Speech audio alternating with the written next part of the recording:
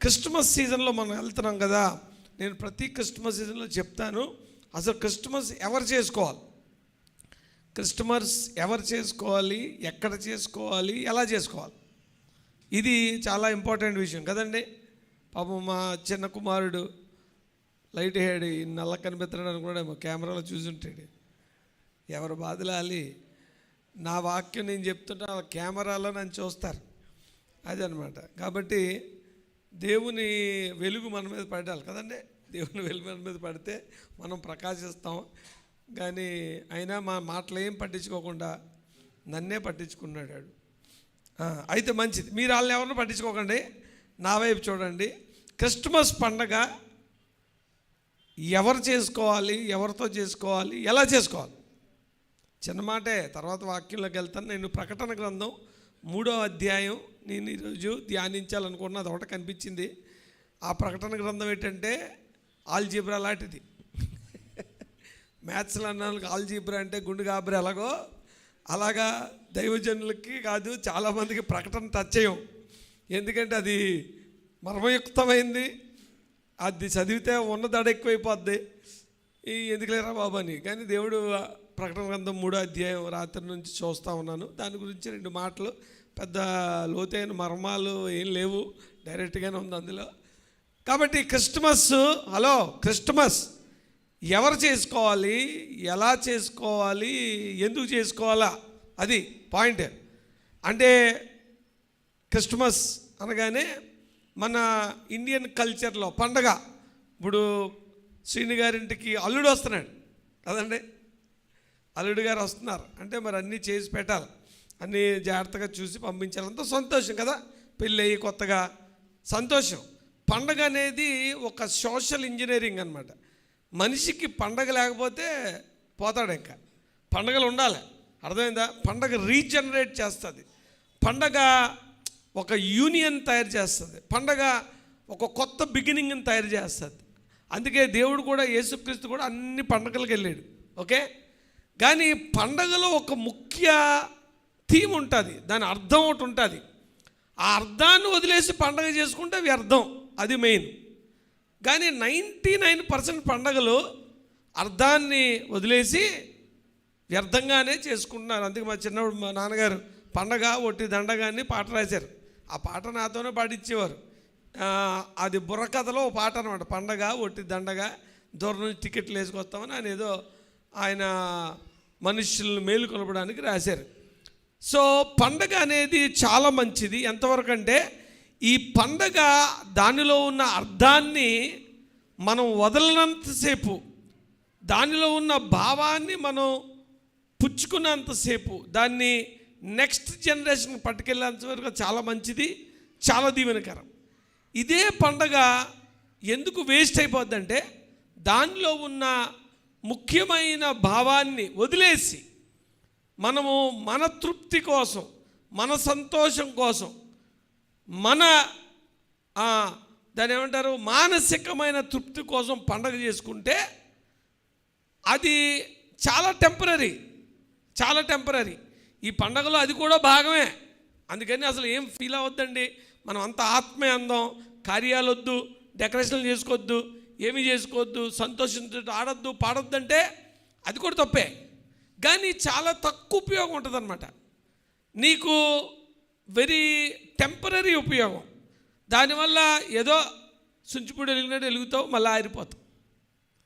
కానీ ముఖ్యంగా దేవుడు పండగలు బైబిల్లో ఎందుకు పెట్టాడంటే ది మెయిన్ రీజన్, దేవుడే పెట్టాడు పండగలు.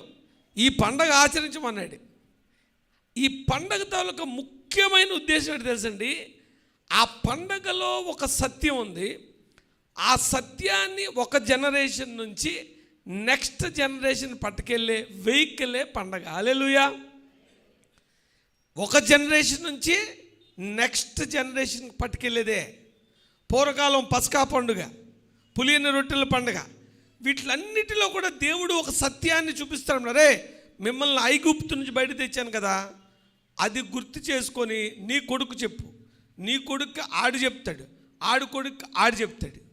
జనరేషన్ టు జనరేషన్ ఒక సత్యం పట్టుకెళ్ళాలంటే దానికి వెహికలే పండగ. ఆ పండుగలో కొన్ని పద్ధతులు, ఆ పండుగలో కొన్ని ఆచారాలు ఉండొచ్చు కాక తప్పేం లేదు. అందుకే చాలాసార్లు నేను మాట చెప్తాను, భక్తిలో ఆచారం, ఆచారంలో భక్తి. అర్థమైందండి? భక్తిలో ఆచారం, ఆచారంలో భక్తి. మీకు ఎప్పుడు కూడా భక్తిలో ఎప్పుడు కూడా ఒక ఆచారం ఉంటే ఉండొచ్చు కనుక, కానీ ఆచారంలో ఎప్పుడూ భక్తి ఉండాలని గ్యారంటీ లేదు. అందుకే చాలామంది ఆచారంగా చేస్తుంటారు, అందులో ఏ ఉపయోగం ఉండదు. కానీ నిజంగా భక్తి చేసేవాడికి ఒక నిష్ట, నియమము ఉంటాయి. కాబట్టి ఈ పండగ ఎందుకు మనకి? ఒక సత్యాన్ని ఒక జనరేషన్ నుంచి ఇంకో జనరేషన్కి పట్టుకెళ్ళడానికి. ఆ సత్యము పోయిందనుకోండి, అసత్యం వెళ్తుంది ఒక జనరేషన్. చూడండి, కావాలంటే మన దేశంలో చాలా పండుగలు ఎందుకు చేస్తారో తెలియదు కదండి. కొన్ని పండుగలకి రికార్డ్ డ్యాన్స్ చేస్తారు, కొన్ని పండుగలకి ఎంత పాపం జరుగుతుందంటే పాపమే పండగగా జరుపుకుంటారు. జనరల్గా చెప్తున్నాను, ఎక్కడన్నా జరిగేది అదే. ఏ పండగ కూడా ఒక సదుద్దేశం లేకుండా ఉండదు. కానీ ఆ సదుద్దేశాన్ని మర్చిపోయి మనిషి ఎప్పుడైతే ఆచారాలకు పెద్దపీట వస్తాడో అప్పుడు ఆ సత్యం పోయి పాపం వస్తుంది. పాపం, హల్లెలూయా, పాపమే వస్తుంది. కాబట్టి చాలా జాగ్రత్తగా ఉండాలి. అందుకే మనం చక్కగా ప్రతిదానికి అందులో ఉన్న సత్యాన్ని చెప్పడానికి మేము ప్రయత్నిస్తాం. కాబట్టి క్రిస్టమస్ మరి ఏం చేయాలి అప్పుడు చెప్పండి? ఇంత ఉపోద్ఘాతం ఇచ్చాను కదా. క్రిస్టమస్ ఎవరెవరు చేసుకోవాలి, ఎలా చేసుకోవాలి, ఎందుకు చేసుకోవాలి? మాడతలేదు. అందరు క్రిస్మస్ చేసుకున్నారు, మానేస్తున్నారా? చేసుకున్నారా? ఆల్రెడీ బట్టలు ఎంతమంది కొనుక్కున్నారా? షాపింగ్. ఇక్కడ కొన్ని అడ్వర్టైజ్మెంట్లు కూడా ఇస్తే బాగుంది కదా. 1+1 ఎక్కడ దొరుకుతుంది, 50% ఎక్కడ? అదిగో సంపత్ గారు చూస్తున్నాడు. ఏమంటే మీ దగ్గర మీరు ఎప్పుడన్నా అక్కడికి వెళ్ళండి, మీకు ఆల్ మెన్ 50%, అంతేనా? 50% ఆల్వేస్, ఆల్ సీజన్స్. కాబట్టి బట్టలు కొనుక్కొని ఉంటారు. అంత డల్గా ఉన్నారేంటి? ఎవరికి బట్టలు లేనట్టు అలా ఉన్నారేంటి? అంటే టెన్షన్ ఏంటంటే, నేను ఇచ్చాను స్టిచ్చింగ్కి, ఆడు 24 రాత్రికి ఇస్తాడా, 23 ఉదయం ఇస్తాడా, ఆ ఫాల్ కుట్టుతారా? ఈ మధ్య చీర కన్నా జాకెట్ కాస్ట్లేడు కదండి, అవునా? ఇంతకుముందు చీర కొనాలంటే భయపడేవాళ్ళం మేము. ఇప్పుడు చీర కొనడానికి కాదు, జాకెట్కి భయపడాల్సి వస్తుంది. దాని మీద ఇన్ని డిజైన్లు వేస్తున్నారో. ఓకే, ఏదైనా ఎవరి టెన్షన్ లాలి, అంతే కదండి. పండగ కాబట్టి సంతోషంగా ఉండండి, ఆనందంగా ఉండండి, హ్యాపీగా ఉండండి. పిల్లలందరినీ పిల్లండి, చుట్టాలను పిల్లండి, ఎంజాయ్ చేయండి. ఈ పండగ సీజన్ ఈజ్ హ్యాపీ సీజన్. ఇంతకీ నేను అడిగిన ప్రశ్నకి ఎవరు మాట్లాడతలేదు. ఒక్కటని చెప్పగలుగుతారు, క్రిస్టమస్ ఎవరెవరితో చేసుకోవాలా? క్రిస్టమస్ చర్చిలో చేసుకునేదా, క్రిస్టమస్ క్యారల్స్లో చేసుకునేదా, సంఘంతో చేసుకునేదా, సంఘం బయట చేసుకునేదా? అంటే మీరు ఎలాగ మాట్లాడడం తెలుసు, నాకు టైం వేస్ట్. కాబట్టి నాకు తెలిసిన ప్రతి సంవత్సరం చెప్పే మాటలే మళ్ళా రిపీట్ చేస్తాను. అదేంటంటే, క్రిస్టమస్ ఎవడు కూడా, క్రిస్టమస్ అంటే క్యారల్స్కి వచ్చినప్పుడు ఏమంటారండి? క్రీస్తు నేడు పుట్టెను, హల్లెలూయా. శని గారు హల్లెలూయా అన్నారు. కాపర్ని ఫాలో అవడం అంటే అది. మనం చేయెత్తి కానీ మీరు కొంతమంది ఎత్తలేదు, అనలేదు. అయితే క్రీస్తు నేడు పుట్టెను హల్లెలూయా అంటారా? మరి అదేంటిది? అప్పుడు ఎప్పుడో చిన్నప్పటి నుంచి ఆడు క్రిస్టియన్, ప్రతిరోజు దేవుని ప్రార్థన. ఆ రోజు పుట్టడం ఏంటి? ఆ రోజు పుడతాడా? అదో పెద్ద రాంగ్ స్టేట్మెంట్ కదా. క్రీస్తు నేడు పుట్టాడా? క్రీస్తు ఎప్పుడో పుట్టేసాడు కదా. మీ ఇంట్లో కూడా ఎప్పుడో పుట్టేశాడు, నీ హృదయంలో కూడా ఎప్పుడో పుట్టేశాడు. దాని తర్వాత క్రిస్టమస్ అంటే దేవుడు మన హృదయంలో పుట్టాలి అంటావా కదా. మళ్ళీ పుడతాడు ఎక్కడన్నా? యేసుక్రీస్తు ఒకసారి పుడతాడండి, మళ్ళా పుట్టడు. అంటే ఇవన్నీ వాడుకలో మనం మాట్లాడేస్తున్న మాటలు. క్రీస్తు పుట్టేశాడు ఆల్రెడీ. క్రీస్తు మన కోసం పరిపూర్ణంగా బతికేసి, ఆయన సిలువ కార్యం చేసేసి, ఆయన పనిచేసి వెళ్ళిపోయాడు. కాబట్టి మరి ఈ ప్రకటన గ్రంథం 3వ అధ్యాయములో ఒక చోట ఉంటుంది. 3వ అధ్యాయం చివరిలో 20వ వచనం చదవండి. ఇదిగో నేను తలుపు నొద్ద నిలుచుండి తట్టుచున్నాను. ఎవడైనను నా స్వరం విని తలుపు తీసిన యెడల నేను అతని యొద్దకు వచ్చి అతను నేనును నాతో కూడా అతనును భోజనం చేయుదుము. హల్లెలూయా. గట్టి చెప్తాం హల్లెలూయా. ఎందుకంటే మీ నిద్ర మత్తు పోవాలి, నా నిద్ర మత్తు. హల్లెలూయా, స్తోత్రం. ఇప్పుడు హృదయం అనే తలుపు దగ్గర ఏం చేస్తానంటే యేసయ్య, అందరి ఇళ్ళలో ఉంటుంది కదండి, ఇలా తడుతుంటాడు డోరు. హృదయం అనేడు తలుపు నొద్ద యేసునాదుండు ఏంటి నిలచి సదయుడగుచు తట్టుచుండే సకల హృదయములు అని ఉంటుంది కదా. అంటే నేను బ్యాడ్ సింగర్ని అనుకోండి, బట్ ఇలా అవసరం వచ్చిన పాడేస్తుంటాను. ఆడు ఇంకా లెగుద్దాం కీబోర్డ్ కవర్ చేద్దాం అంటే ఆపేస్తాను ఇలాగ నేను, ఎందుకంటే నెక్స్ట్ మనకు తెలియదు. అయితే యేసుక్రీస్తు ఏం చేస్తాడండి, హృదయం అనే తలుపు దగ్గర నిలబడి తడతా ఉంటాడని ఎక్కడుంది? ప్రకటన గ్రంథం 3వ అధ్యాయంలో ఉంది. కాబట్టి యేసుక్రీస్తు హృదయంలో పుట్టడో, మీ హృదయాల్లో యేసుక్రీస్తు పుట్టడో. యేసుక్రీస్తు ఆల్రెడీ పుట్టేశాడు.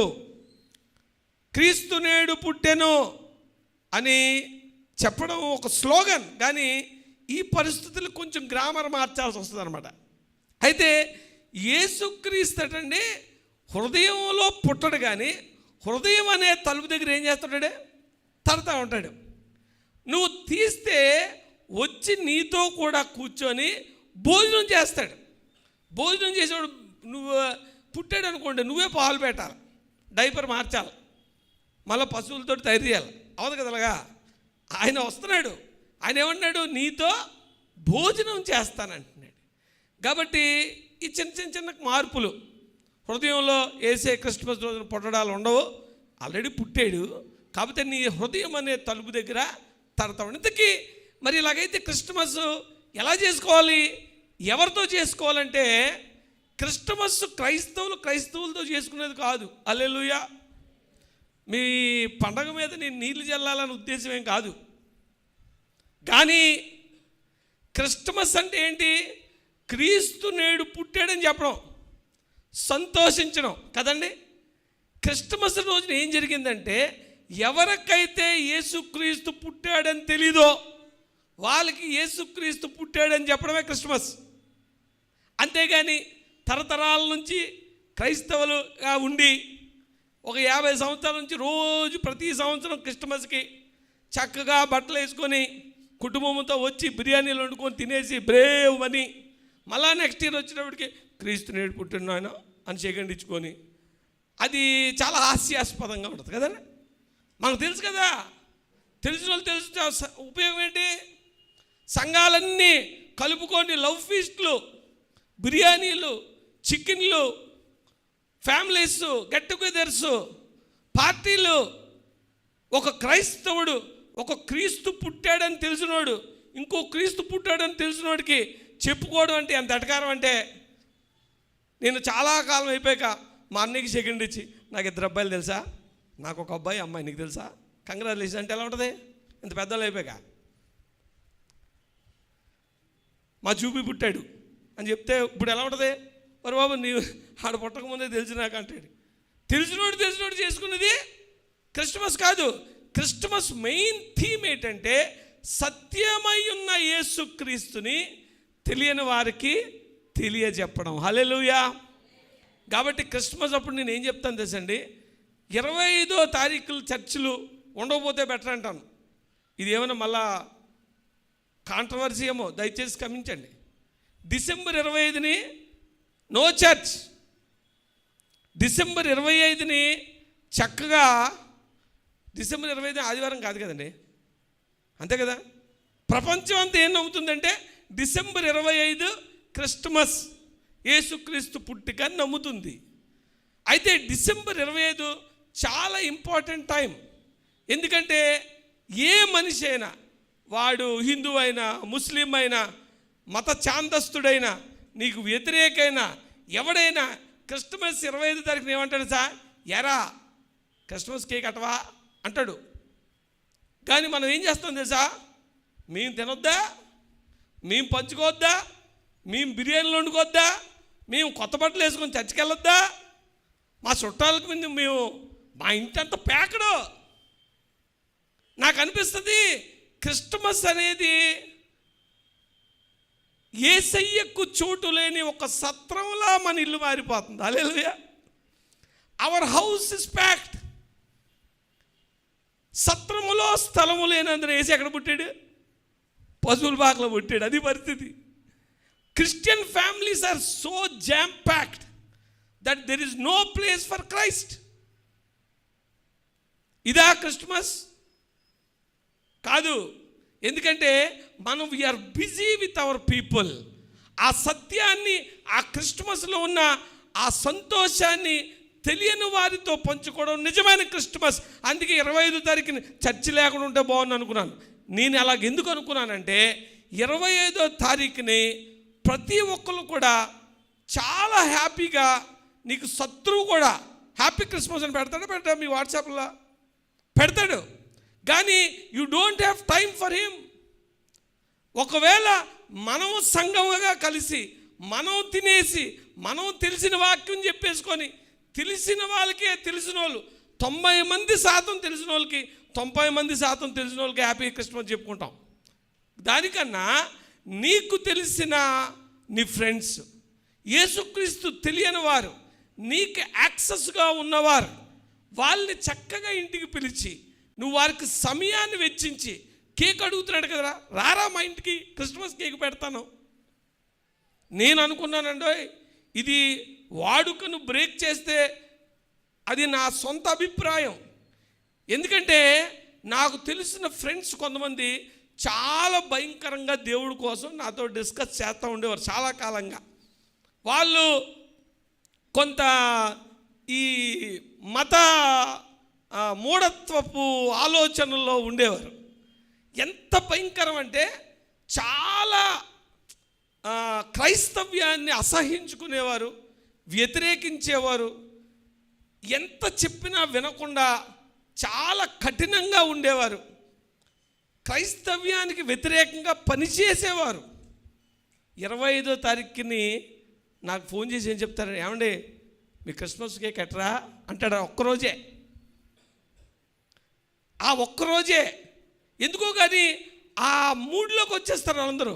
కానీ వారికి మనం సమయం ఇవ్వడానికి మన సంఘాలకి సమయము లేదు. క్రైస్తవులందరూ సమాజం కూర్చొని బీచ్లో 1,00,000 మంది కలిసి క్రీస్తు నేడు పుట్టినంత హాస్యాస్పదమైన థింగ్ కొట్టలేదు. మనము ఏమి చేయాలంటే, యేసుక్రీస్తు పుట్టాడు, రక్షకుడు పుట్టాడు.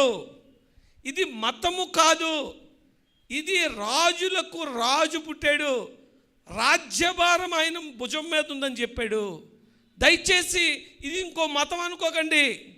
ప్రతి మానవుడు కోసం, సకల జనులకు, మరి మనుష్యులందరికీ, భూమి మీద ఉన్న వారందరికీ శుభవార్త ఇది. ఎందుకంటే ఇటువంటి దేవుడు మరెక్కడా లేడు. దయచేసి దీన్ని అపార్థం చేసుకోకండి. ఇది జీవమార్గము. మనం చనిపోయిన తర్వాత జీవం ఉంది. ఒకవేళ మనము ఆ నిత్య జీవంలోకి వెళ్ళాలంటే యేసుక్రీస్తు ఒక్కడే మార్గము. అపుత్రస్య గతిర్నాస్తికం అని చెప్పారు మన వేదాల్లో, మన కల్చర్స్లో. నువ్వు ఎక్కడన్నా చూడు, యేసుక్రీస్తు కనిపిస్తాడు. జ్ఞానులకు దూతలకు చెప్పలేదు, జ్ఞానాన్ని బట్టి దేవుణ్ణి కనుక్కున్నారు. నువ్వు ఎలాగన్నా కనుక్కోవచ్చు. నువ్వు ఈ సృష్టిలో దేన్ని చూసినా యేసయ్య రక్షకుడని కనుక్కోవచ్చు. ఇది ప్రేమ సువార్త. యేసుక్రీస్తు వచ్చి ఏం చెప్పాడు? ప్రేమించమని చెప్పాడు. నేడు దినాన సోల్మన్ రాజు గారు మేము కారులో వస్తూ ఉంటే ఇక్కడ గాజువాక పైన బీచ్కి దగ్గరలో కొన్ని ఊర్లు ఉంటాయి, చాలా కఠినమైన ఊర్లు. దాని పేర్లు కూడా నాకు ఒకసారి డానియల్ అని ఒక పాస్టర్ గారు ఉంటారు అక్కడ. అక్కడ క్రిస్మస్ సరిగ్గా చేయనివారు, కాపులు పాట సంథింగ్ లైక్ దట్ అలా ఉంటుంది. అయితే అక్కడ క్రిస్మస్ ప్రోగ్రాం పెట్టారట. క్రిస్మస్ ప్రోగ్రాం పెడితే ఆ పాస్టర్ గారు 300 మంది కూర్చుంటే 4 పాటలు పాడేటప్పటికి ఎస్ఐ వచ్చేసి అర్జెంట్గా ఆపేయండి, ఇక్కడ మైకులు ఎందుకు పెడుతున్నారు, పర్మిషన్ ఉందా అని మొదలు పెడితే వాళ్ళు ఆపేసి వెంటనే మాట్లాడుకోవడం మొదలుపెట్టారు. అది డిస్టర్బ్ అయింది. అయితే ఆ ప్రదేశంలో క్రిస్మస్ చేసుకోవడానికి అవకాశం లేదు. ఎక్కడో ఆన్లైన్ కంప్లైంట్ వచ్చింది, అది ఎవడో తెలియదు, ఏం తెలియదు మనకి. కాబట్టి అది ఇబ్బంది పెడతా ఉంటే ఆ లోకల్ జెడ్పీటీసీ అనుకుంటా ఆయన వచ్చి, నువ్వు ఎందుకు వచ్చావు ఎస్ఐ అన్నాడు. ఎందుకు వచ్చావు నువ్వు? కంప్లైంట్ వచ్చిందండి.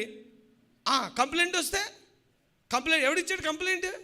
మా ఊరు అలాంటిది కాదు, మనం వేరే పండుగలు చేసుకోవట్లేదా? చక్కగా మంచి పండుగ చేసుకున్నారు, తప్పేంటి? చేసుకునేవ్వండి.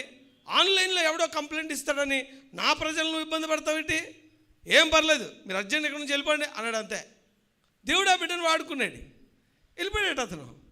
తర్వాత ఈ సేవకుడు చక్కగా గంట వాక్యం చెప్పాడు.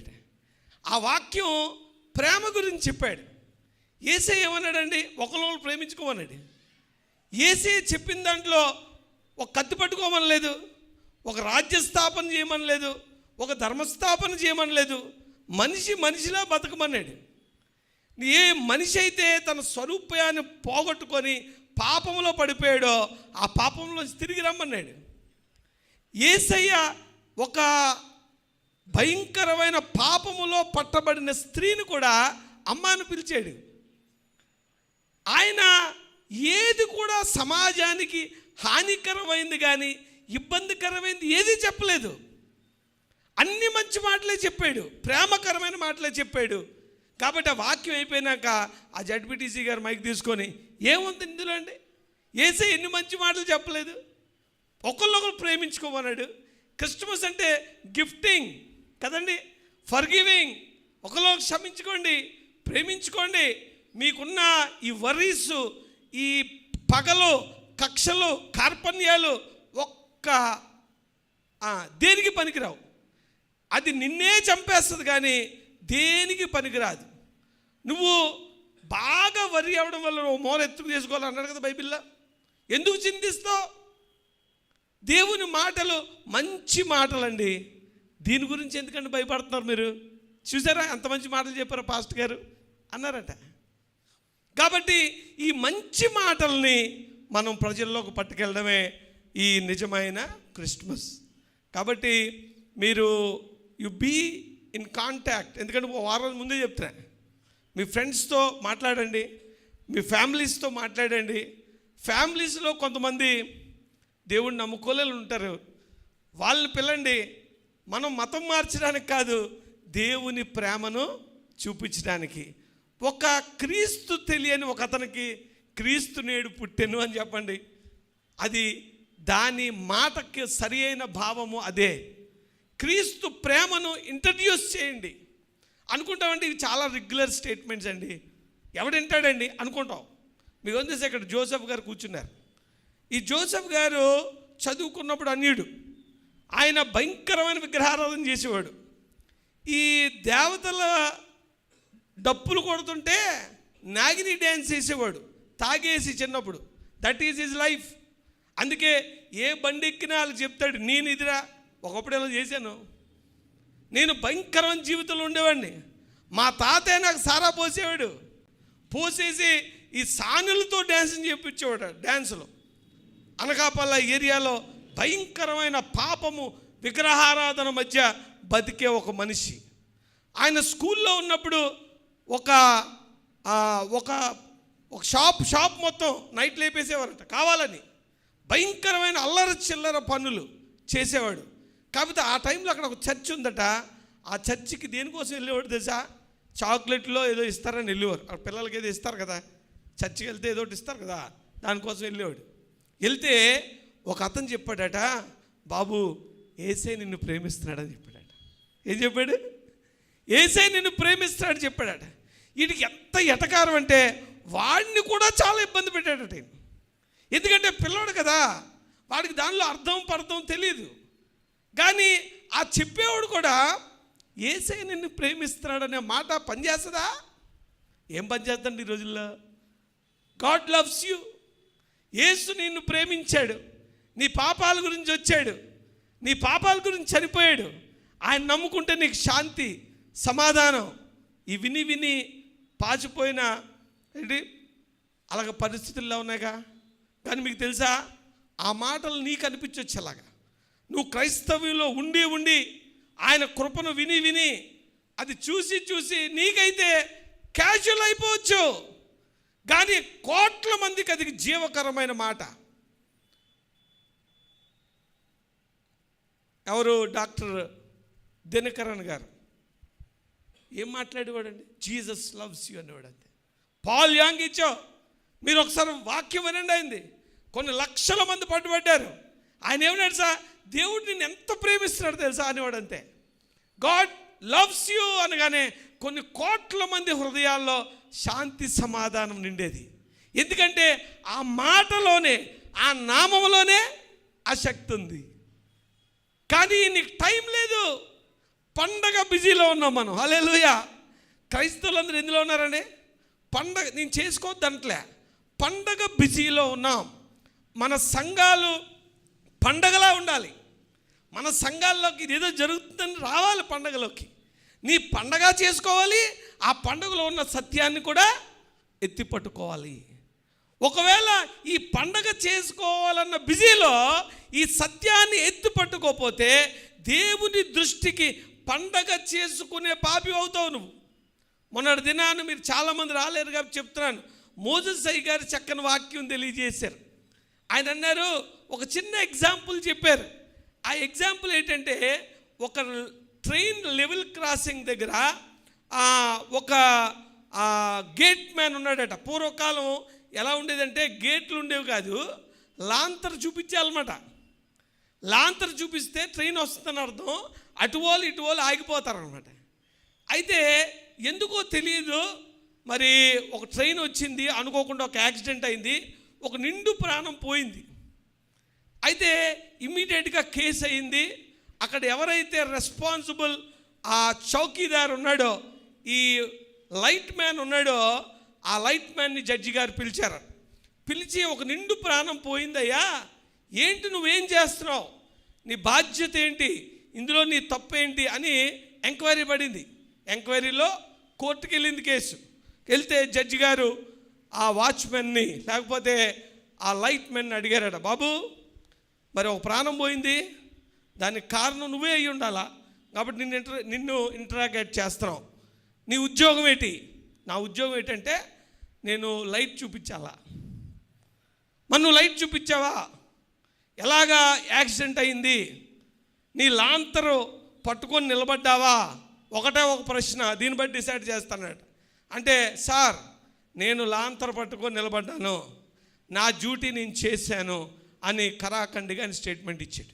ఇస్తే జడ్జి గారు ఇమ్మీడియట్గా ఇతన్ని తప్పు ఏమీ లేదు, ఇది ప్యూర్లీ అన్ యాక్సిడెంట్ అని చెప్పి అతన్ని వెళ్ళిపోమన్నాడట. అయితే అతను బయటకు వచ్చేస్తా జడ్జి గారు ఇంకో ప్రశ్న అడుగుంటే నేను కంపల్సరిగా జైల్లో ఉండేవాడిని. అదేంటి సార్, లాంతర్ చూపించావు సరే, కానీ లాంతర్ వెలుగుతుందా అని అడగలేదు. నువ్వు లాంతర్ చూపించావు సరే, లాంతర్ వెలుగుతుందా, లాంతరు నూనెందా, అది మనుషులకు కనిపించేలాగుందా అని అడగలేదు జడ్జి గారు. అడుగుండుంటే ఐఎమ్ ఎ సిన్నర్, నాకు కంపల్సరిగా శిక్ష పడేది. ఈరోజు నిజంగానే ఒక నిండు ప్రాణం పోవడానికి కారణం ఏంటి తెలుసా? క్రైస్తవుడమైన నీ లాంతరు చూపిస్తున్నావు కానీ దాన్ని వెలిగిలేదు, నీ జీవితం వెలిగించబడలేదు. ఒకవేళ నువ్వే వెలిగించబడితే అనేకులకు నువ్వు వెలుగుగా ఉంటావు. అటువంటి యాక్సిడెంట్ అవ్వకుండా, అటువంటి ప్రాణాలు పోకుండా, ఇలాగ ఆత్మలు నరకములో నాశనం అయిపోకుండా ఉండడానికి నువ్వు సహాయపడతావు. ఎందుకంటే నువ్వు యేసుక్రీస్తుని తెలుసుకొని నువ్వే నీ లైట్ను లోపలెట్టుకుంటే ఉపయోగం ఏంటి? నీ వెలుగు కనిపించిన స్థితిలో ఉంటే ఉపయోగం ఏంటి?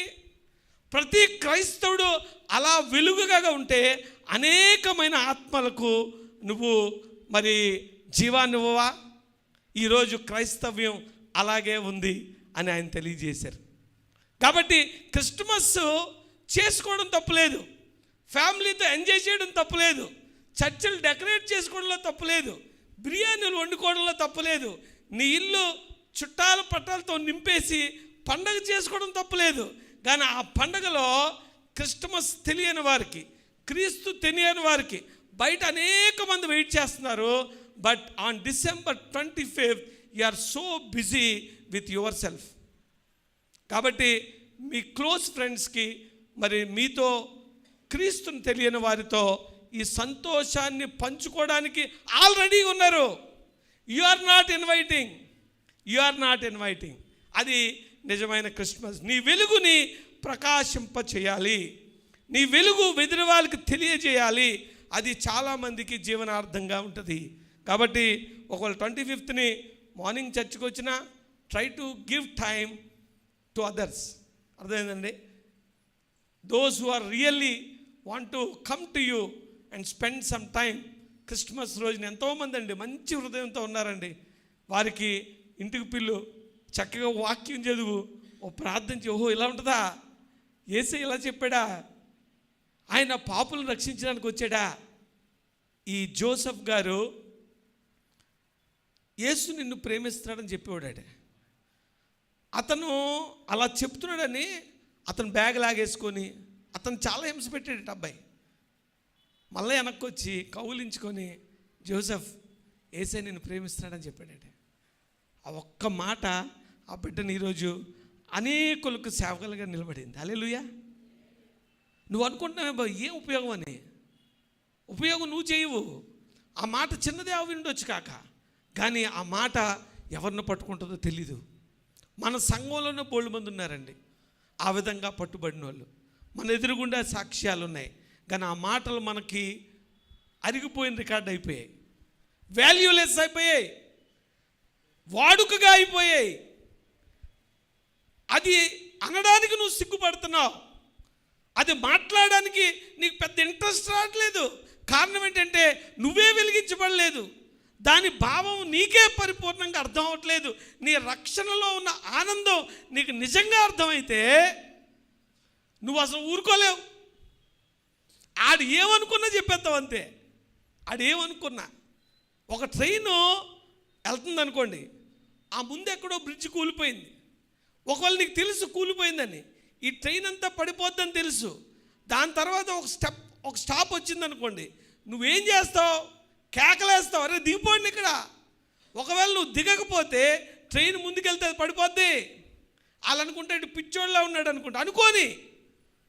ఒకవేళ నీ సొంత మనిషి, ఒకవేళ నీ తమ్ముడో నీ అన్నో నీ కొడుకో ఉన్నాడు అనుకో, అరే నాకు తెలిసిరా ముందు యాక్సిడెంట్ అయ్యేలా ఉంది, అక్కడ ఇరిగిపోయిందట, దిగిపోతే ఊరికేనా చక్కగా ఎంజాయ్ చేస్తుంటే, చక్కగా పాటలు పాడుకొని ట్రైన్లో ఎంజాయ్ చేస్తుంటే, చక్కగా బిర్యానీలు తిని నువ్వు దిగిపోమంటావు ఏంటి?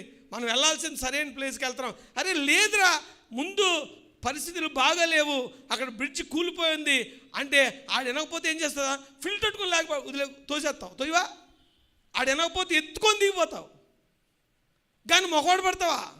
సిగ్గుపడతావా? యేసుక్రీస్తు సువార్త కూడా అలాంటిదే. కాబట్టి క్రిస్మస్ని ట్రై టు డూ మోర్ మీనింగ్ఫుల్గా. అట్లీస్ట్ వన్ పర్సన్ని, అట్లీస్ట్ వన్ ఫ్యామిలీని you please invite. Share your joy with them. Hallelujah. Share your happiness with them.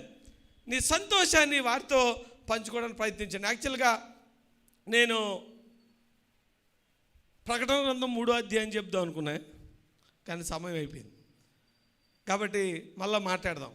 ఈ ప్రకటన గ్రంథం 3వ అధ్యాయంలోనే ఈ మాట ఉంది ఏంటి? నీ హృదయం అనే తలుపు దగ్గర యేసయ్య తడతా ఉన్నాడు. ఆయన మళ్ళీ ఏం బుజ్జు బాబులో పుట్టడు, ఆయన వస్తాడు నీ హృదయంలోకి, నీతో వసిస్తాడు, నీతో సంచరిస్తాడు, నీతో భోంచేస్తాడు. ఎప్పుడైతే ఆయన హృదయంలోకి ఆయన వచ్చేసాడో ఇంకా చీకటి ఉండదు, రాజ్యం అంతా ఆయనది అయిపోద్ది, అధికారం అంతా ఆయనది అయిపోద్ది. పరిస్థితులు ఎలాగున్నా యేసయ్య నావలో ఉండగా నువ్వు భయపడాల్సిన పని లేదు కదండి. ఏమన్నాడు? నాయనా నేను చచ్చిపోతున్నావు, తుఫాన్ వచ్చింది, నువ్వు పడుకున్నావేంటంటే అరే అవిశ్వాసులారా అని తిట్టాడు. ఆయన నావలో ఉండగా ఎన్ని తుఫాన్లు వస్తే మనకేంటి? మనకు కావాల్సిందే ఆయన మన హృదయంలోకి రావాలి అని. కాబట్టి అటువంటి క్రిస్మస్ మీకు ముందుగా ఎందుకు చెప్తున్నానంటే అట్లా ప్లాన్ చేసుకోండి. ఎంత సంతృప్తి ఉంటుంది తెలుసా? చాలా హ్యాపీనెస్ ఉంటుంది. మనం తినేయడం కంటే షేరింగ్ అనేది చాలా సంతోషంగా ఉంటుంది. అయితే ప్రకటన గ్రంథం 3వ అధ్యాయం మళ్ళీ మీరు ఒకసారి చదవండి. నేను తొందరగా వదిలేస్తాను, ఎందుకంటే చాలా పండగ పనులు ఉన్నాయి కదండి. షాపింగ్లు అవ్వలేదు కొంతమందికి, బిడ్డలు వచ్చారు, బోల్డ్ పనులు ఉన్నాయి, కాబట్టి తొందరగా వదిలేస్తాను. ఇది జస్ట్ అవుట్లైన్ టచ్ చేసి వదిలేస్తాను, మీరు చదువుకొని రావాలి. ప్రకటన గ్రంథము 3వ అధ్యాయములో 3 సంఘాలు ఉన్నాయి. ఒకటి సార్దీస్ అనే సంఘం. మొదటి సంఘం ఏంటి? మొదటి సంఘము సార్దీస్ అనే సంఘం. 2వ సంఘము ఫిలదెల్ఫియా అనే సంఘం. 3వ సంఘము లవదోకియా అనే సంఘం. 3 సంఘాలు ఉన్నాయన్నమాట. ఈ 3 సంఘాల గురించి దేవుడు మాట్లాడుతున్నాడు. ఈ 3 సంఘాలని 3 విధాలుగా అడ్రస్ చేశాడు. మొదటి సంఘము ఆయన ఏమంటున్నాడంటే, మొదటి సంఘం గురించి ఆయన ఎలా ఇంట్రడ్యూస్ చేసుకున్నాడు? 7 నక్షత్రములను 7 ఆత్మన గలవాడు చెప్పు సంగతులేమనగా అంటున్నాడు. ఈ మొదటి సంఘం అట పరిపూర్ణంగా లేదట. ఎందుకంటే ఆ సంఘాన్ని క్రియలు చూస్తున్నాడు. మీరు ఈ మాటలు ఎందుకు చెప్తున్నానంటే, మీరు ఏ సంఘంలో ఉన్నారో మీకు తెలియాలా. చాలామందికి తెలియదండి. వాళ్ళు ఏమనుకుంటారంటే పెద్ద సంఘము, లైవ్లీగా ఉండే సంఘము, లేకపోతే మెంబర్షిప్లు ఉండే సంఘము, కొన్ని అవసరాల కోసం సంఘం గురించి చాలామందికి ఒక క్లారిటీ ఉండదు. అసలు నువ్వు ఉన్న సంఘము ఎటువంటి సంఘము? దేవుడు సంఘాలతో మాట్లాడుతున్నాడు. ప్రకటన గ్రంథంలో 7 సంఘాలతో మాట్లాడతాడు.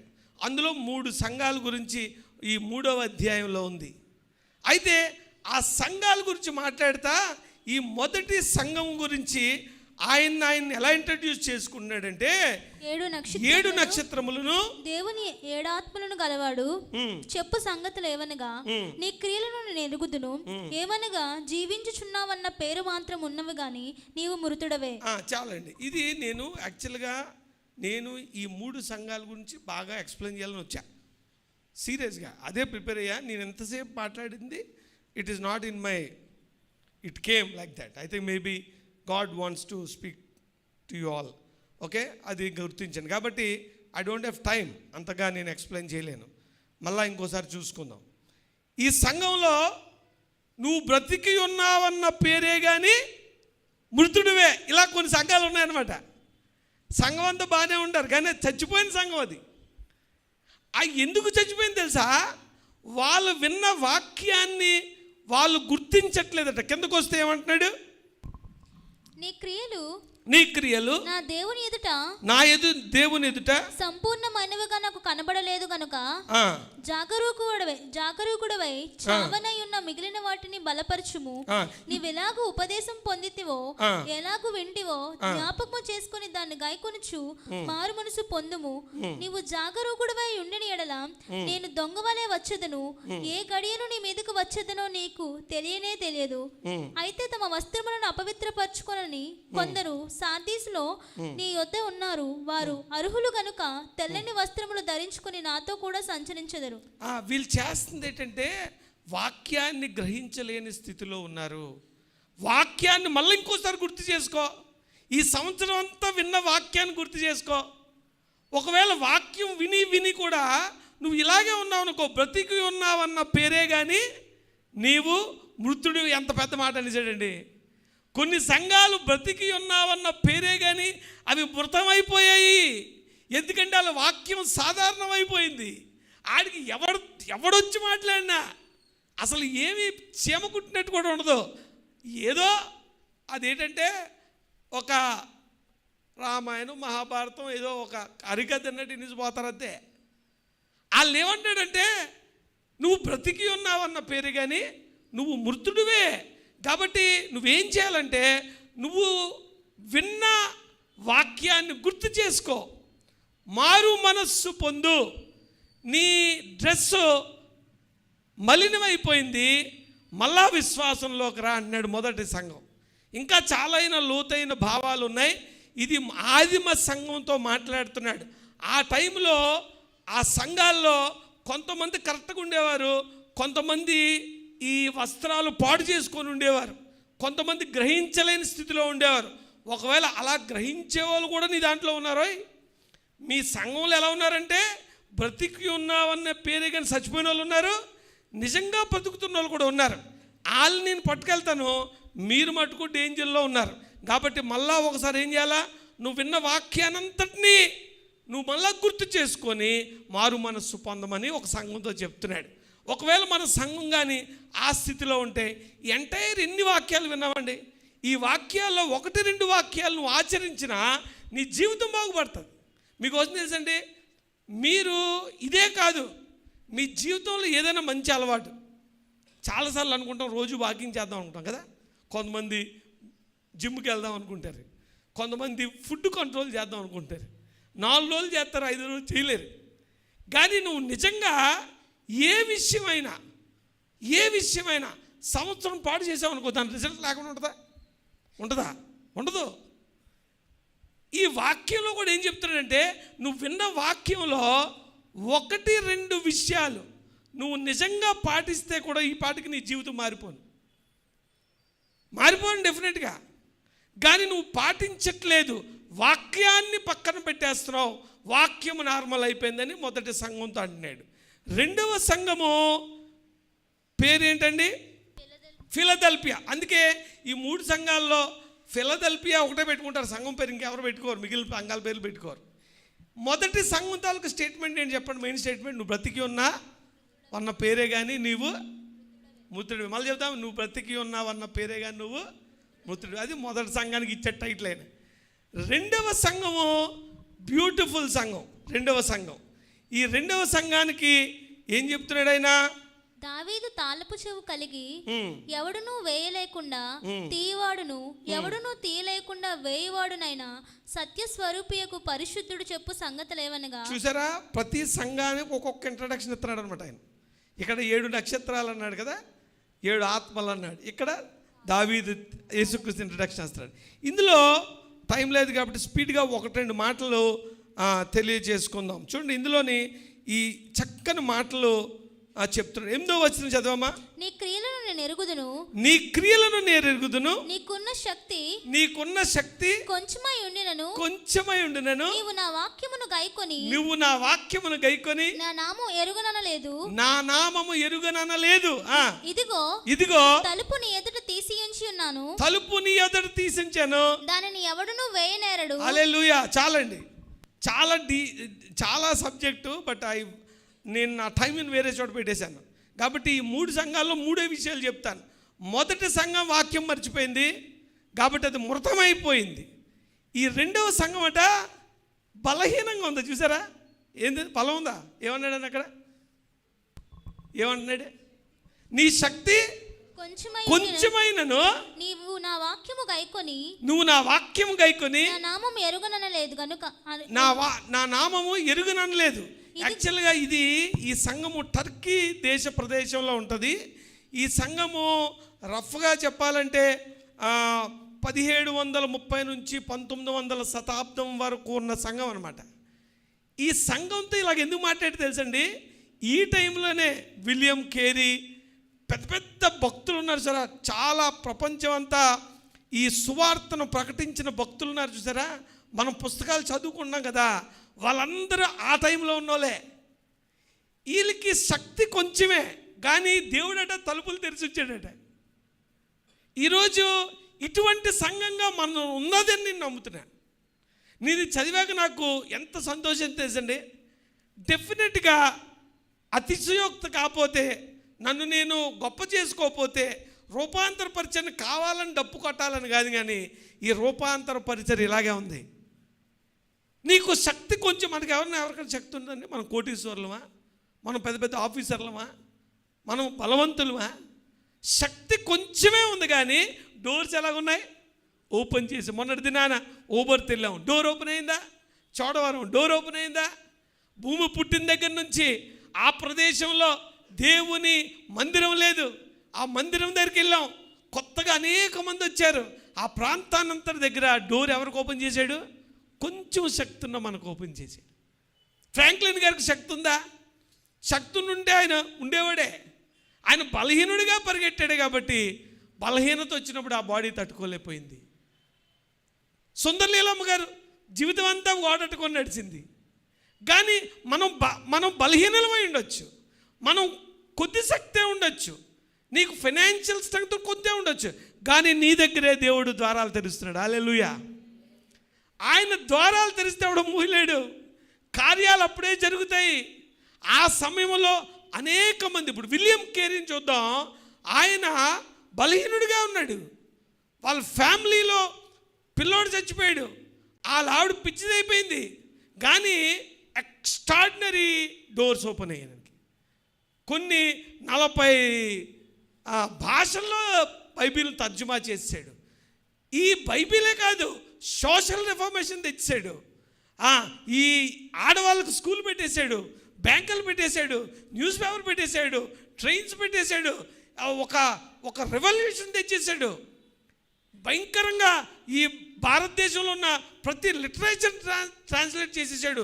ఆ కొద్ది టైంలో ఆ బలహీనుడికి ఇంత బలం ఎలా వచ్చింది? దేవుడు డోర్స్ ఓపెన్ చేశాడు. ఆ రోజు జరిగిన సువార్తే, ఆ టైంని ఏమంటారంటే మిషనరీ టైం అంటారు అన్నమాట. ఆ టైంలో జరిగిన సువార్తే ఈ లోకం అంతా కూడా అప్పుడు యేసయ్యను మరి నమ్ముకొని చక్కగా దేవుని సన్నిధిలో ఆరాధన చేసుకుంటున్నారు.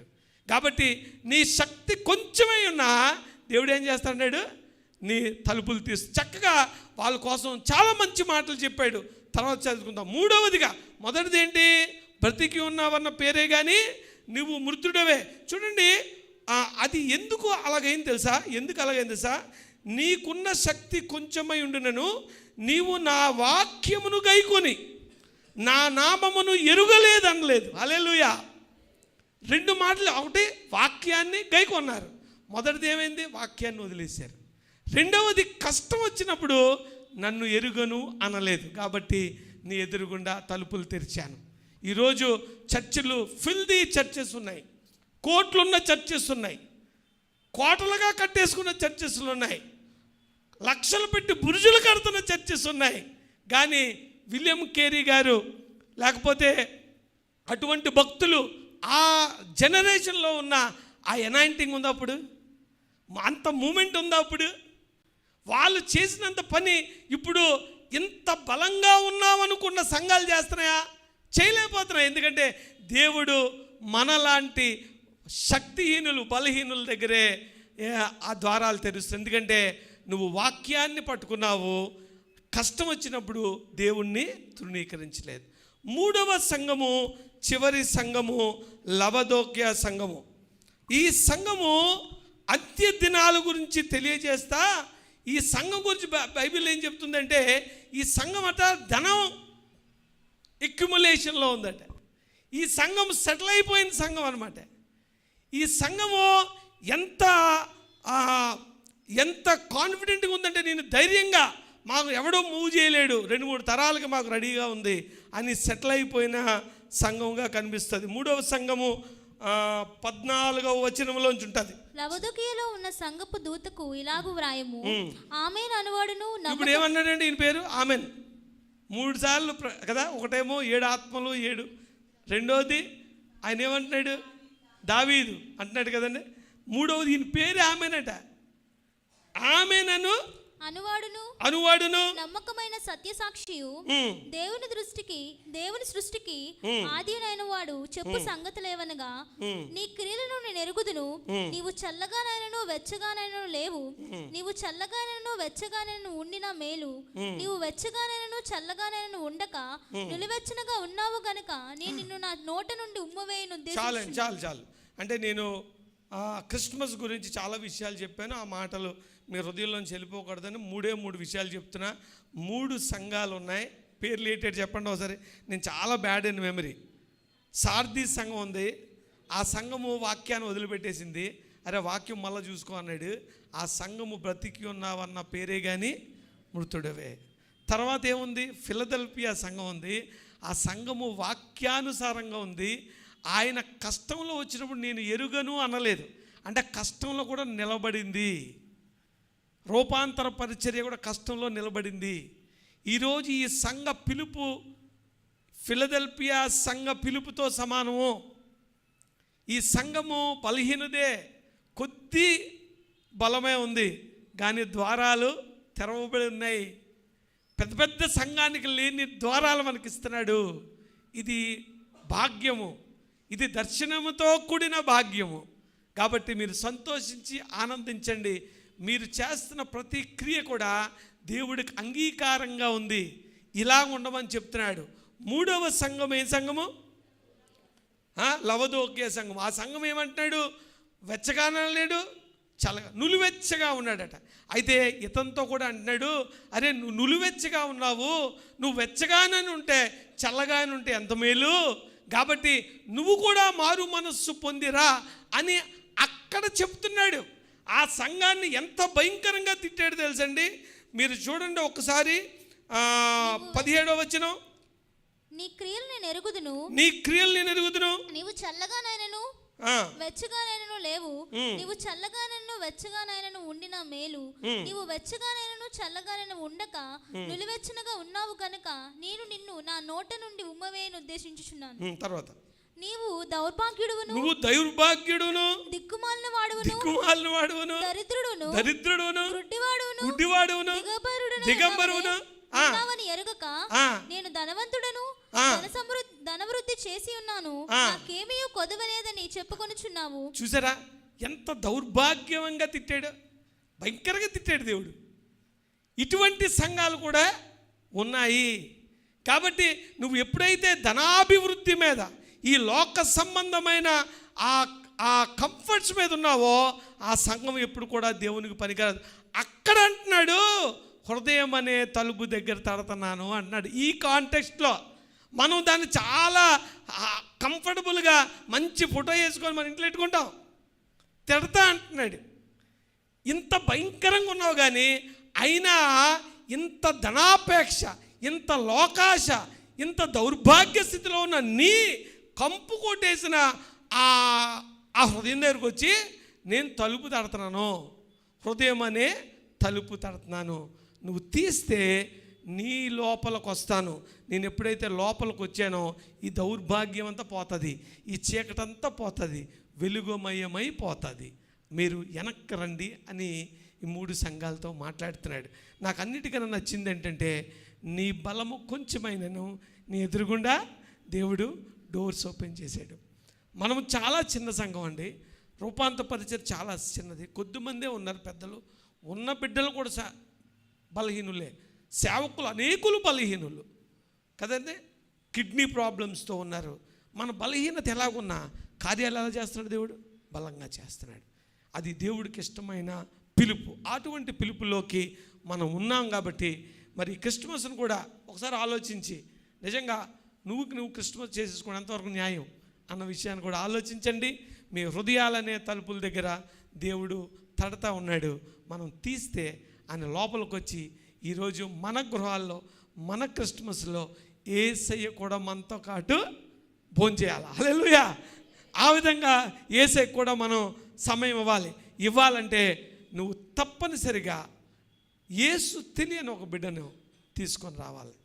ఆ బిడ్డకు ఆ ప్రేమ తెలియచేయాలి. అది నిజమైన క్రిస్మస్.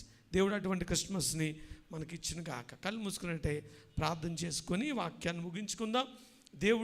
దేవుడు అనుకున్న విధంగా మనం అటువంటి కృపలోకి నడుచులాగిన దేవుడు ఇచ్చిన గొప్ప భాగ్యం అండి. నిన్నటి దినాన్ని కానీ మా మీటింగ్స్కి వెళ్తుంటే రూరల్ ఏరియాస్లో మరి చాలా దీనులు, మరి చాలా బలహీనులకి డోర్స్ ఓపెన్ చేశాడు. మన ద్వారా అనేకులు రూపాంతర పరిచయం నుంచి రూపాంతరం చేస్తున్నారు. ఈరోజు ప్రతిసారి చెప్తున్నాను, బిడ్డలు ఎంతో ఉన్నతమైన స్థితికి వెళ్తున్నారు. మరి వంటల మామిడిలో మరి కరుణ కుమార్ని దేవుడు హెచ్చించాడు.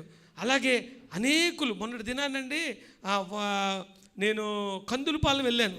ఒక పాప ఉంది, ఆ పాప డ్యాన్స్ చేసింది. ఇందులోని మన పాటలోనే అమ్మాయి కూడా చక్కగా టీంలో ఉంది.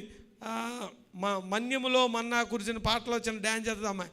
అరే అటెట్ తిరుగుతున్నారు, ఏం చేస్తున్నారంటే సార్ నాది అయిపోయిందండి ఎంఎస్సి ఫిజిక్స్, పిహెచ్డి జాయిన్ అవుతున్నాను. అంత పొరపాటు అయిపోయింది నాకు. ఫిజిక్స్ మామూలు విషయం కాదండి. ఫిజిక్స్ మామూలుగా చాలా కష్టం. మా నాన్నగారు తమ్ముడు జాన్ చార్లెస్ గారు, ఆయన ఫిజిక్స్లో పిహెచ్డి చేశాడు ఆంధ్ర యూనివర్సిటీ. ఎప్పుడు చేసాడు తెలుసండి? 55 సంవత్సరాలు చేశాడు. ఇంకో 5-6 సంవత్సరాలు రిటైర్ అయిపోయి అప్పుడు చేయగలిగాడు ఆయన. ఎంత ఉందో పెట్టలాగా ఎంఎస్సి ఫిజిక్స్ అయిపోయిందండి, పిహెచ్డిలోకి వెళ్తాను అంది. దేవుడు ఎటువంటి వారికి ఎటువంటి వెలుగునిస్తున్నాడు చూడండి. అటువంటి ద్వారాల రూపాంతర పరిచర్యకు తెలియజేస్తున్నాడు. కాబట్టి హృదయం అనే పలక మీద మరి దేవుణ్ణి మనం ఇన్వైట్ చేయాలి. మనందరం కూడా లేచి నిలబడి మరి ఈ చిన్న హృదయం అనేది తలుపు నద్ద యేసునాథుండు సదయుడొచ్చు తట్టుచుంటే మరి ప్రతి హృదయాన్ని. కాబట్టి ఇప్పటికీ కూడా మీరు ఎవరన్నా ఆ ద్వారాలు తెరియకుండా సంఘంలో ఉంటేనే కొంతమంది నువ్వు బ్రతుకుతున్నావన్న పేరే కానీ నువ్వు మృతుడవే. ఎందుకంటే మృతమైన కార్యాల మీద ఉన్న ఇంట్రెస్ట్ దేవుని కార్యాల మీద లేదు. ఈరోజు పిల్లలందరూ కూడా చక్కగా తయారు చేశారు. ఈ సంవత్సరం అంతా కూడా ఇదే కాన్సన్ట్రేషన్, ఇదే భారము మరి దేవుని మాట మీద కూడా, వాక్యం మీద కూడా పెట్టాలి. ఆ విధంగా దేవుడు మనని మరి దీవించును గాక.